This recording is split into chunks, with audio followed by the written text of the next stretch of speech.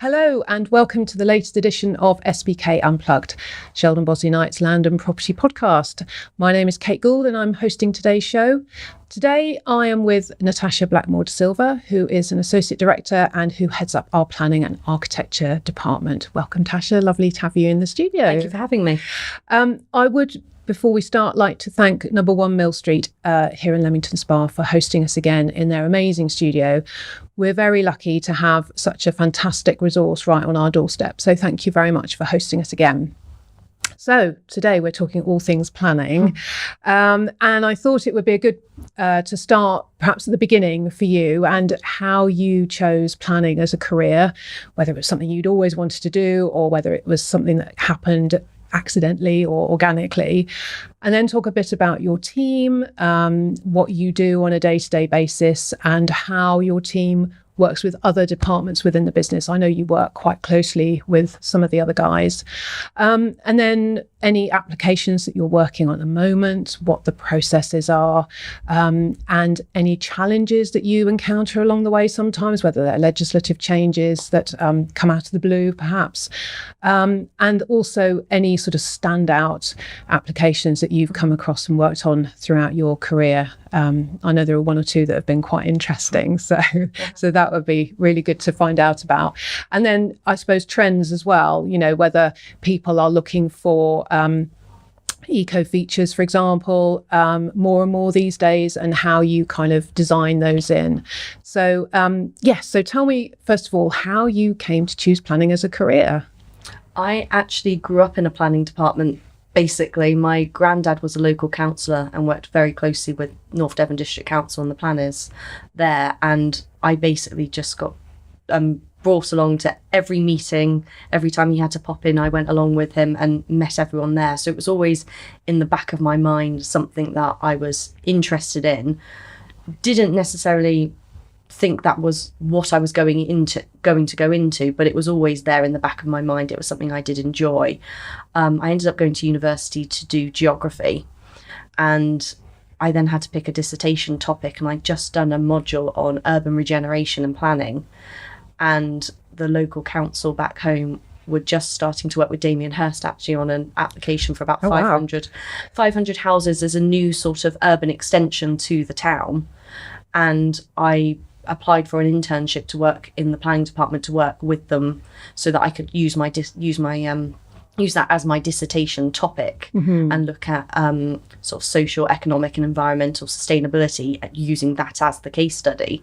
And I spent 4 or 5 months working very closely with the planners there and with the agents and other consultants, which gave me, I think, a bit more of a feel of planning, at least from the public sector side. And then I went on and did a master's that had absolutely nothing to do with planning, but just another topic I enjoyed. It was geopolitics. And then obviously once I finished my master's and I was looking for a job, I applied for a number of different jobs, not really specific career, not all planning related, but anything I felt my geography transferable skills would fit with. And I got a phone call from a recruitment agent saying, oh, there's this company up in Warwickshire. Are you willing to relocate if they like you? And it was a Sheldon Bosley Knight, Sheldon Bosley as was at the time, looking for a new planning assistant as part of their sort of their role in going to sort of more from architectural services to planning and architecture. Our director, Daniel Jackson, had been hired about 6 months before and was looking for an assistant to just really bolster the planning side of the department. I ended up doing a phone interview with him, and then he asked me if I could come in for an actual interview. Didn't have a car at the time because I'd been in London for 4 years. So I ended up meeting him and another one of the directors in a service station in Bristol, because it was about equally between the both of us. Had an interview there, and by the time I'd got back to my house, I'd had a phone call from the recruitment agent saying, great, can you start next week? Move my whole life up here, and I've been here ever since. It's getting on for 9 years now. Oh, fantastic. So it must have been fascinating going in with your grandfather to these meetings and I suppose almost osmosis, absorbing the process and what was going on. It must have been absolutely fascinating. I remember once, I must have been about 15, 16. There was a big argument at the time about wind turbines, and everyone knew the benefits of clean energy and renewables over sort of fossil fuels. But at the same time, there's the theory and the practical of it. People loved that in theory, but in practice, we actually had to have these massive wind turbines put up in the fields, and people were worried at what they were going to look. Would they be too tall? Would they affect planes? Would they affect bird migration? Because Ilfracombe, where I grew up, is very much a biosphere, so they think a lot about the sort of the local birds and other wildlife. And I remember getting to go out on a site visit to actually see these wind turbines, and from a distance they look about this big, and then you go there and you were minuscule in comparison standing over. But I remember being able to stand under one and had a sort of a part of a talk and a lecture on the benefits of them. And that was one of the main things, I think, that I really started to think, there's a lot more to planning than just houses. Which in my mind, growing up, all the arguments at committees and everything like that were about extensions, or about putting a few houses here or there, and then realising actually there's so much more within that topic that most people don't even realise. Yeah, I mean, I guess you're right that most people don't think about all the other aspects of it, and it's more about houses, residential dwellings and extensions and things like that. So that must have been absolutely fascinating.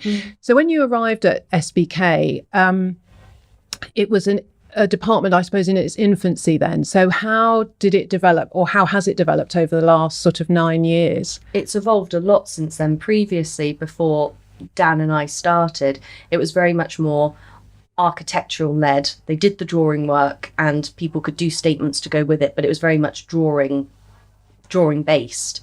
When we came in, we brought in more of a planning led focus to all the applications, where the added benefit was we could also do your drawings for you. When I came in, there was only 3 of us in the Stratford department. It was a new department. We'd all been hired within about 6 months of each other, and now we are sort of the stronghold of planning and architecture is now based in Stratford, which was quite new in 2015. It hadn't been done before. And I think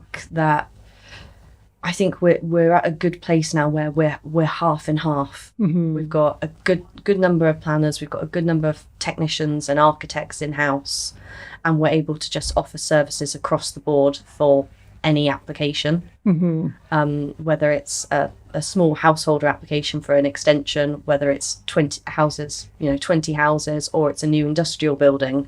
We now have the capacity and the capability and the knowledge to be able to do all types of applications, which initially when we started, we were very much more rural focused, agricultural buildings, extension, single houses. And as we've built up our experience and as the department's grown, we've been able to take on a lot wider array of projects. So you work with other departments, for example, our new homes and the Stratland and rural departments as well. And I suppose you've grown as a team, but also you've presumably gained some qualifications along the way as well. So how has that happened? Did you have to do extra studying, or what was the process for you in that way? So I went with the Royal Town Planning Institute, the RTPI. I went down the associate route, which instead of going to university and doing another degree, which was an option, it allowed me to work and do my qualification alongside with a lot of it being about the experience and the projects I'd worked on, almost more of a coursework basis rather than going into the lecture theatre basis and having exams, where I had to do 2 years initially of sort of proper full-time experience working in a planning department and doing a variety of different types of applications and hitting certain competencies before I could apply to be an associate of the RTPI. And after I'd been selected for that, I then had to do another additional 2 years to be fully chartered, which I managed to complete just as lockdown started. Actually in May 2020 I got my results in that I was now fully chartered, and again it was based on experience. You have to learn on what you've build on what you've learned for your associate. It's expected that you have more knowledge of the topic. So initially, a lot of the competencies, it was about being able to understand them. And then as you go forward, it's about being able to be able to apply them and to explain them to other people. So there was a bit more of a mentoring leadership part of becoming fully chartered. Yeah. As well as just being able to actually do it yourself. You had to be able to teach other people and explain it to clients so that they understood what was happening. Right. And then after that, I ended up doing my associate with RICS, the Royal Institute of Chartered Surveyors, as well. Since we have an architectural team in-house and I work very closely with the rural department, I thought it would be useful to understand more from their side and their board. When it came to the competencies, when it came to the rules of conduct, to be able to apply them to myself as well. And we've always been RICS accredited. Yeah. But there's quite a few on different professional streams within that. So those qualifications have really helped, presumably. And now you have, you're heading up the team and you have a small team working with you. So tell me a bit more about them and what kind of roles they do. What is your sort of day-to-day? I'm sure there isn't I'm sure there's no day that is the same, and every day is different and presents its own challenges. But so what do you do? Just give us a little flavour of what you do on a day-to-day basis. Okay, for instance, on Monday I was working in the Shipston office because I work quite closely with our rural department and commercial department, and I was in the office with them to discuss and a local estate that we work with that have a number of capital projects on that the rural and planning departments have to work very closely together to get through. So, for instance, we've got one at the moment that we've got planning consent to convert some really nice traditional barns into houses. Now we've got the consent, it's working through the next steps, getting material samples approved, getting working drawings approved, tendering out to builders, which we get them ready to be tendered, and then the rural department will tender, pick the builder, and then we will sort of help project manage going forward until it's ready to then either be let out potentially by our lettings department or sold by our sales team as well. So it's very much a continuation going through. It's never just one department doing a project. There will be bits and pieces from everyone else, which I think is quite unique about us. And then obviously in-house we have a senior architectural technician, and we also have a REBA accredited architect who started it within the last 12 months, it's changed a lot for us, to be honest. Everything before, we were able to do technical drawings and they looked good and they functioned well, but now that we've got someone who's also a principal designer with the architect side, we've also been able to actually really think about making it the design a central focus of the project as well. She was actually key at 1 Mill Street, the previous practice she worked at. She was part of this project. Oh, amazing. So there's a lot more focus on materials and the design side rather than just it needs to function, and that's fantastic. It needs to tick the boxes in planning terms. Great. But you want more than 4 walls. Four brick walls and a kitchen and living and dining room inside. You want to be able to have, working on at the moment where they wanted a hidden utility room. Oh, wow. So they wanted to have that, but they didn't want it on display, so it's been hidden in a cupboard. So you open up a cupboard, but it's actually a door to an additional room. Oh, fantastic. So they can have all of the hidden stuff that you don't want to have on show, the washing machine, the dishwasher, the dirty laundry being hung up. But it's not in part of the main room, which they wanted to be very much their entertaining space. So they needed that division. And they'd been, a lot of people do, they watch grand designs, they watch renovation shows, and they see something and they go, well, is that something we could do here? And the lucky thing is now that we have such a good architect and technician, we can go, actually, yes, we can definitely incorporate that into it. Let's find a way to fit it into your space and meet your needs. Did you find a lot of clients come to you with those sorts of briefs to say, well, I saw it on one of these programs and, I want to incorporate that? Or do you find that perhaps eco features, are there specific trends that are coming out strongly at the moment? Or is it very much on a sort of, different projects require different elements and it really depends on the client? Well, a lot of councils in the area and a lot of councils nationally have declared climate change emergencies. Stratford District Council, for instance, declared a climate change emergency in September 2019. So since then, they've been looking into having almost as a requirement a minimum, say 10% of the energy for new properties needs to be renewable or low carbon. So solar panels, air source heat pumps, ground source heat pumps, LED bulbs, they're very much becoming almost every application has them now. It's the norm rather than the extra little bit you used to put on them now. With eco measures now, to really do something different, we're looking at people who are doing sedum roofs, so grass roofs or grass living walls as part of it. And these sort of trends did start out on shows like Grand Designs, but are now people are starting finding ways to incorporate them into small houses in the middle of towns. If they've got a flat garage roof, right, we can put some grass on that and we can try to get back some of that green wildlife that's being lost every time you develop something. And so are council's planning departments that you work alongside or work with, are they more amenable then to these kind of measures? I think especially perhaps if a building, say, is it within a conservation area or has listed status, planning rules are different and a bit more stringent. But are councils now allowing things to go through which have an environmental benefit that perhaps a few years ago they might not have done?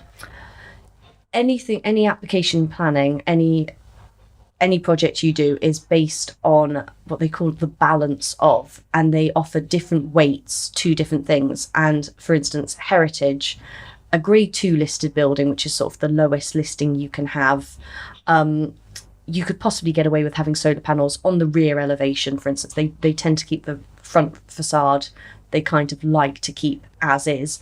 And if you had a modern extension, that's where you'd put your solar panels.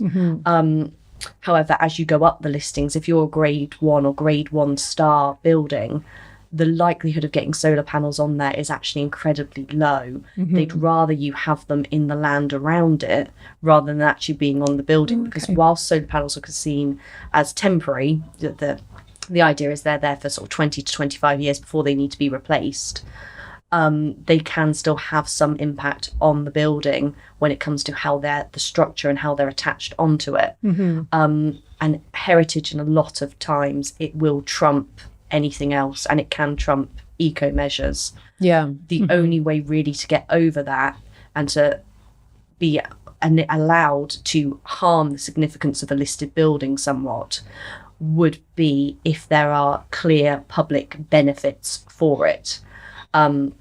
For instance, if the energy output from the solar panels wouldn't just be enough to cater for that property, but potentially could cater for 200 other properties in the area, then there's a public benefit that may outweigh the sort of small harm to the heritage asset. However, if it was just solar panels for that particular house, the likelihood is that the balance would tip the other way and that heritage would trump, and you'd probably get a no on the panels.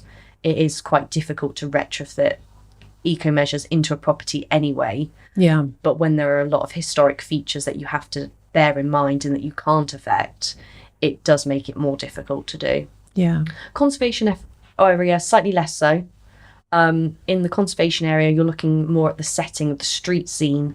So as long as it's not listed, most measures, if they're on the back or they're in the garden, it tends to be acceptable. It's the front of the properties, the ones that are actually on the main road, that they're more concerned with. Right. And in terms of other challenges, perhaps, whether that be changes to legislation, are there any that crop up regularly or from time to time that perhaps cause sort of not necessarily problems, but just sort of issues that you need to be aware of and need to sort of navigate around in order to get the approval for your client? I think a lot of times there's case law comes out probably a lot more than new policy or legislation. For instance, Stratford District Council have had the same core strategy, so their main planning document was adopted in July 2016. And whilst they've added to it and they've confirmed some parking standards and maybe small design changes since, that document is basically the same as it was when it was first adopted. However, case law evolves a lot more. So case law includes things like high court judgments and appeal decisions, and those can change daily practically. You know, I had one where it was for Class Q, and Class Q's probably gone through quite a few changes in recent years, where they used to say that you couldn't add in new flooring into the building, you couldn't do anything internal, it had to be a straightforward conversion. And then in 2018 they said, oh, actually no, if it's inside, that's fine, so you can add first floors in without planning consent.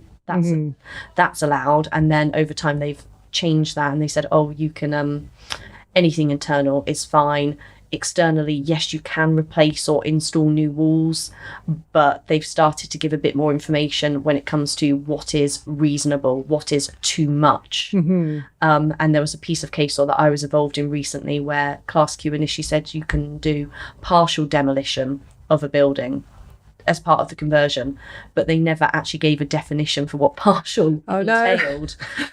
So most people tended to say, well, partial is one bay, or it's the lean-to, or it's the 30%. Seemed to be a guide that was never written down, but most people tended to keep anything more than 30%. Over a third, it's now more, it's going towards the majority of the building rather than part of it. And I had a piece of case law where we actually needed to demolish about 75% of the building. Oh gosh, yeah. And our argument was that the building itself, whilst we were demolishing quite a lot, what we retained could be converted because it was pretty much fully enclosed itself. The case officer and the council disagreed and it got refused. And then we went to the planning inspectorate and they came back and said, yes, partial can be up to however much of the building you want, as long as what's left, what's retained, can be converted under what the limitations of Class Q are. So it still had 3 walls, it still had a complete steel self-contained structure that wasn't going to fall down with the rest of the building removed. Therefore we were able to have 75% demolished and it count as partial. And you got it through? And we got it through. And that piece of case, so I've seen it be used in a number of other places in different councils, because once an appeal decision goes through, it's no longer related just to that specific council, and it can be used in different councils over the country. Yeah. As justification to support a certain argument. And that's something that legislation hasn't changed to confirm what the definition of partial is or to give you any additional information on it. But those pieces of case law have really opened up what's allowed and given their own sort of definitions and procedure alongside the initial policy to let us know how to guide us in how we deal with these planning applications going forwards. And for those of you who don't know, Class Q is about barn conversions, yes, isn't it? So explain a bit about that, because I gather that you're doing quite a lot more Class Q conversions, and there is it's a speedier way of getting things through, isn't it? So just explain a bit more about it. Class Q is a permitted development process, which is more of a checkbox exercise than a full planning application.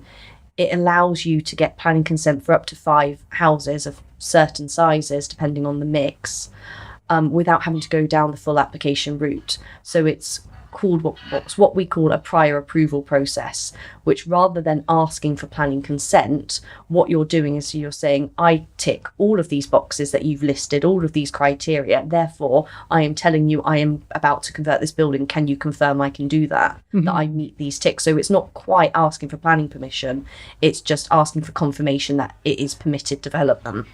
Class Q at the moment only allows you to convert buildings that are in solely agricultural use, and I know it's come up quite a few times where most farms, they're not solely agricultural, everyone's diversifying, so it sometimes is quite difficult to hit that eligibility criteria, especially most people have horses on site. Even if they're not actually working horses, it's not a straightforward equestrian. A lot of farmers do have them, and it can sometimes affect Class Q and affect your eligibility. And I think the government has finally started to catch up to the fact that farm is solely agricultural or solely equestrian or solely this, you can't function like that anymore. You have to diversify to survive.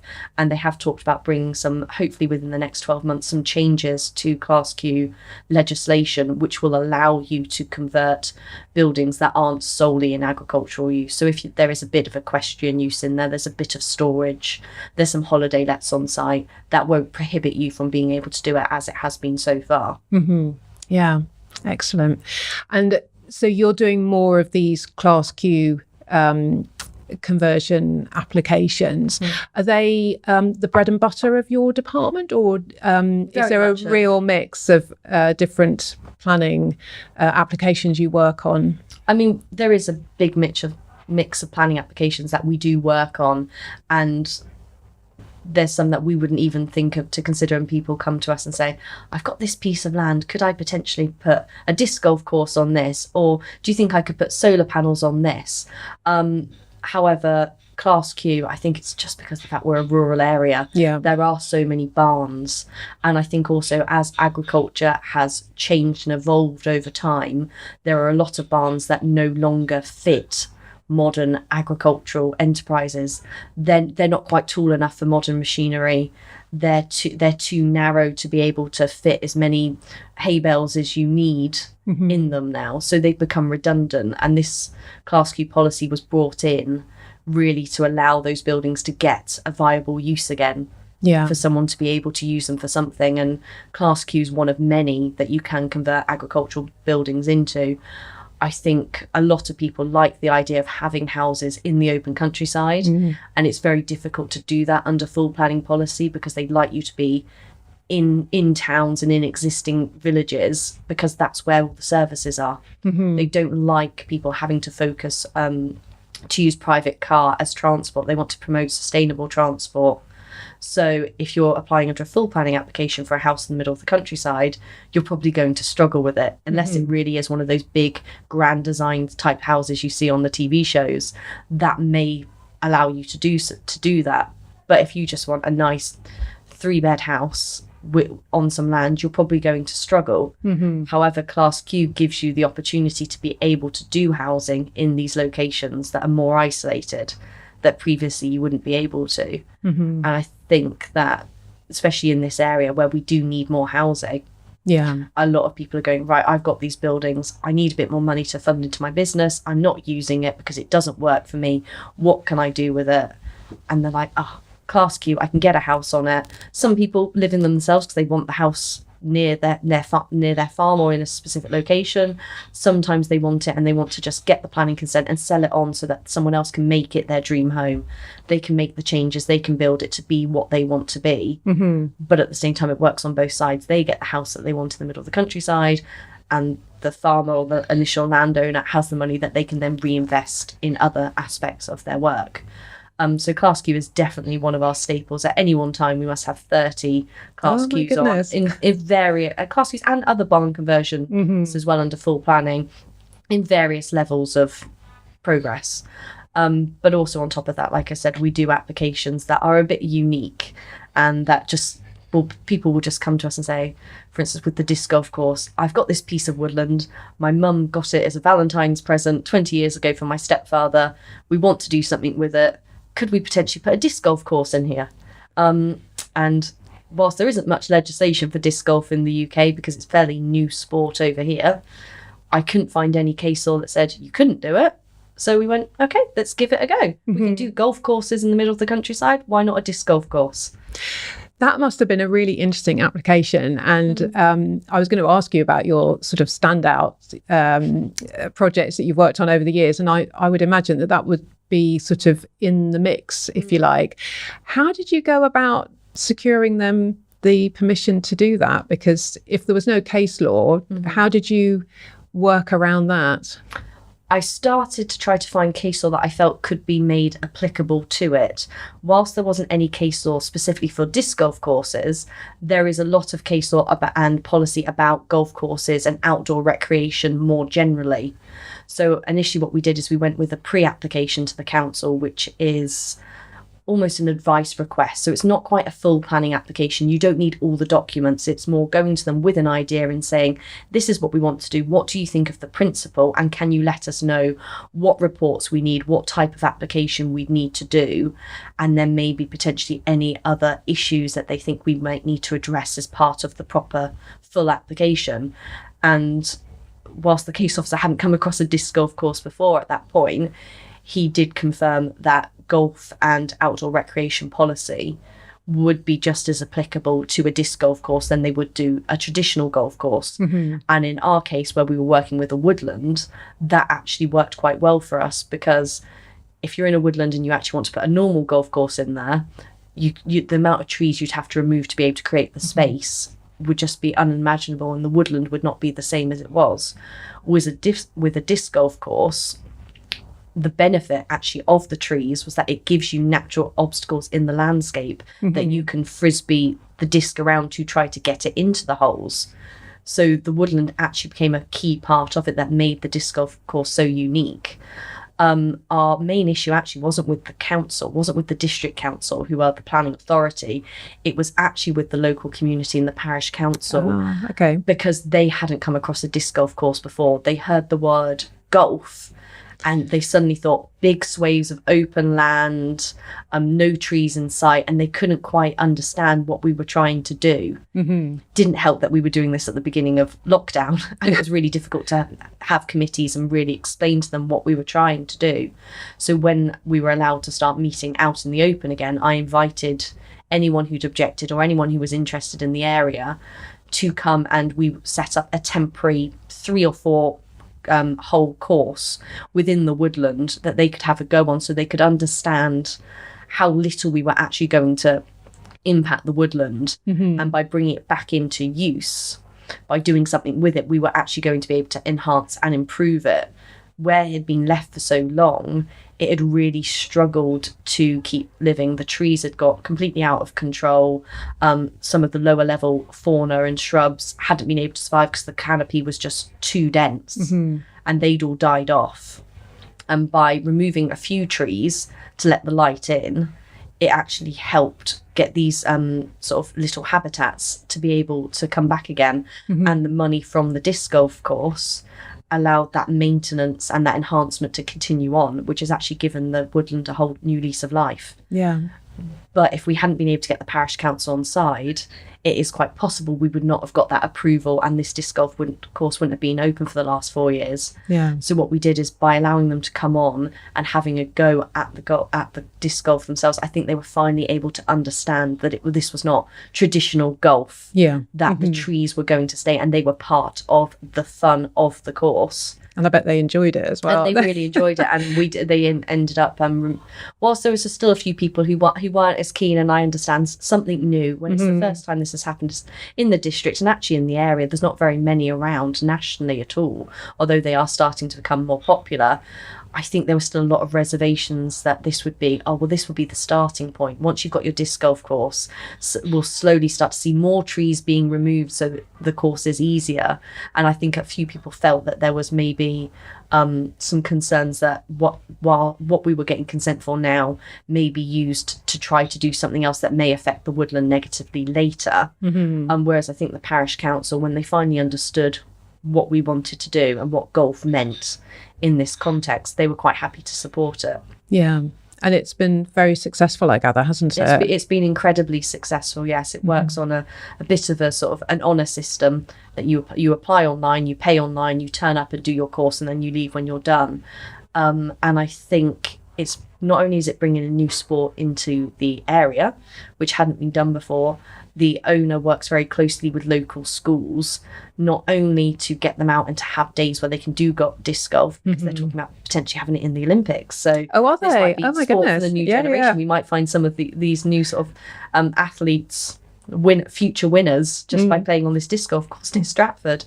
But what he also does is he has areas. When we did the ecology reports at the beginning, there were areas where they said this is a protected habitat, or areas where they went, you want to enhance this. And the way he's designed the course is to create a buffer around these areas so that they are protected, so that people don't go into them.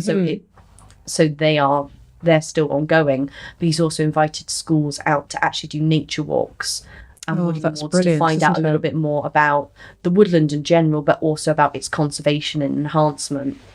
So there's public benefits to that. There's educational benefits to this disc golf course. It's not just about having a sports recreation use that you can get money out of. He's really thought about how the community and the locals and the children can benefit from it as well, as just having a sport. That's fantastic, isn't it? That must be so sort of fulfilling and rewarding to work on a scheme like that, knowing that it's going to have those benefits, and it's going to have possibly inspiration for children to think about the environment in which they live and to explore a bit more as well. I mean, that was the client and his mother, who was the original owner. That was one of the first things that they said to us is, whatever we do with this woodland, with the disc golf course, which the son was most interested in trying to get in, was that the woodland needed to come first. Yeah.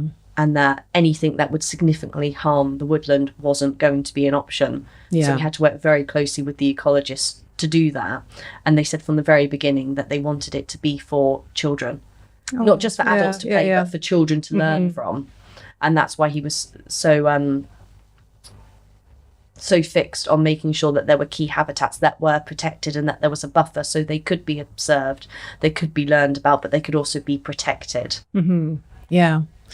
And talking of habitats, I gather that there is new directive from the government now about the biodiversity net gain, which is intended to ensure that habitats are kept within a development or at least enhanced. Tell me a bit about that and how that's going to impact any sort of future developments that come forward for planning. Biodiversity net gain is probably the single most significant change to planning in the last 30 years. It's really going to shake things up. Previously, developers could have a greenfield site and build 20 houses on it with some gardens, with a little bit of landscaping and some trees on the boundary, and that was considered, job done. Now they're being told that's not enough. We're losing a lot of biodiversity through development, but at the same time we need the development. We need new housing, we need new schools, we need new shops. So if we're going to be able to build on these fields, on this green space, we've got to find a way to make sure that there isn't biodiversity loss. And biodiversity net gain, the aim of the policy is to make sure that not only do you replace what is lost, but you increase it by a minimum of 10%, and 10% is the key. And different types of landscaping and habitats are given different values, and there's a metric for this, which I won't go into because it's probably, to be honest, I think some of it's over my head at this point. We're still learning about it because it's only just come in on Monday. But the idea is that trees will be given a certain value, grass will be given a value, a wildflower meadow will be given a slightly higher value. And what they'll do is they'll calculate a baseline of what is there now and what number that is, and then you have to work out 10% more. So as part of the development, you've somehow got to replace what's already there and give you yourself that extra 10%. What they have confirmed is previously what people were looking into doing before this was adopted was saying, well, I have grass, and grass, just normal garden grass, is quite a low value. If I replace it with one tree, that tree, which is of much higher value, could potentially cater for that loss. And they've now confirmed that you can't mix habitats. So if you had 10 trees, you would somehow have to find to get 10 trees plus 10%, for preferably on site. Obviously, sometimes with housing, that's not always possible. And we're looking into doing sort of off-site contributions as well. There is a mechanism for that. But the idea is on-site is best. As much as you can get on-site, the better. However, if, for instance, you can only get your original 100% back and you can't manage that extra 10%, then you can buy credits for part of wildflower meadows or other biodiversity areas in your district, that you can give money to a farmer, for instance, for maintaining a wildflower meadow for 30 years. You pay him to do that, so that he will then, some part of his area will be the offset from what you were unable to achieve on site. It's like I said, on Monday it came in for larger developments, so major developments which are 10 units and up, and anything over sort of a hectare and up is considered major. And for smaller developments between sort of 1 and 9 homes, or anything less than a hectare, that's going to come out in April. That's when it's going to be applicable. There's still a little bit of a grey area when it comes to things like conversions. Householder applications, they confirmed householder does not attract it the same way. So whilst they'd still like you to get as much biodiversity in a house in the garden as you can, there isn't a requirement to hit that 10% increase. Conversions, there was talk previously about exempting conversions and brownfield sites as well, initially from this policy, and they've now confirmed that that's not going to happen. They will be treated in the same way. However, with obviously brownfield sites, because they tend to be a mixture of concrete and existing buildings, the likelihood is that your baseline value is going to be very low anyway. So achieving 10% should be more straightforward than on a greenfield site, because you're already starting around zero. Yeah. And I guess I think this will be obviously something that you're going to learn more and more about. But I guess that having a planning and architecture department within a business like Sheldon Bosley Knight, who did, with a rural department that deals with farmers and landowners, this is where we kind of come into our own a bit, and we are unique in, I guess, that not every estate agency would have a planning and architecture department, and that sort of sets us apart, but also gives us an advantage, because when we're dealing with applications like this, or a farmer comes to us and says, I want to, redevelop my barn that is dilapidated and needs attending to, we have the whole team can work together to deliver something right from the beginning through to the end. So that must be really great to be part of that whole process as well. And I think within our department as well, we're quite unique. Many consultancies, they do planning or architecture. Very few actually do both in-house. So we're quite unique in that respect. And then obviously the fact that we're part of a wider company that offers so many other services allows us to sort of cross speak with other departments. And you mentioned rural there, especially in relation to biodiversity net gain. We're actually working very closely with farmers when it comes to actually creating some of these wildflower meadows on their land that developers can then apply for credits and give them money to maintain. So it works quite well like that as well, because a lot of farmers, they don't want a lot of houses where they are. They may not actually be in a location where housing is appropriate, but a wildflower meadow, they've got a field that's quite small. They can't get enough grain off it. It's not really big enough to have livestock on it, but it's there. However, if they start using it as wildflower meadow, not only are they getting an income from the government and all developers to do so, and there's also subsidies that the rural department are able to, subsidies and grants that they're able to assist with, it also means that this is coming back into use.